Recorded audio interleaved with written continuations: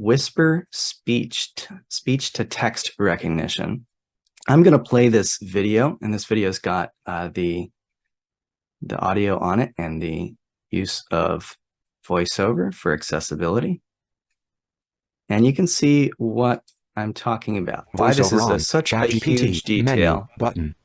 GPT-3, GPT-4, new chat, Cap C, 8A, T. So I'm on the ChatGPT interface on an iPhone. Design, give me attach, button, message. Dictation, button. Shows the voice recording interface and begins recording. New message, text field, is editing, insertion point at start. Use the rotor to access misspelled words. Down to WSSB to visit the ORC. There I'm going to meet with Jennifer Mary, and she's going to give me a Perkins Brailler. Tap to stop recording. Tap to stop recording.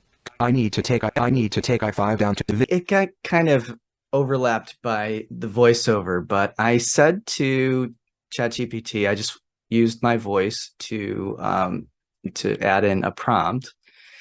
And I said something that would be an extraordinary challenge to, say, Siri or to Dragon Speak to transpose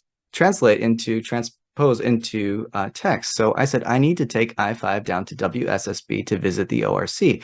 There I'm going to meet with Jennifer Mary, and she's going to give me a Perkins Brailler. With the exception of Jennifer's last name, which is spelled M-E-R-R-Y, it said M-A-R-Y, everything is dead accurate. I never had to say the punctuation. I never had to say the hyphen between I and 5. I never had to specify that I was providing an acronym, and it totally got the Perkins Brailler words, which most speech-to-text technology doesn't know what a brailler is. It's not a term most people use. But look at that ability. That's an extraordinary change for our students who are going to require speech-to-text. And right now it's in AI tools, but I would suspect we start to see that more widely adopted in some of the more popular speech-to-text tools.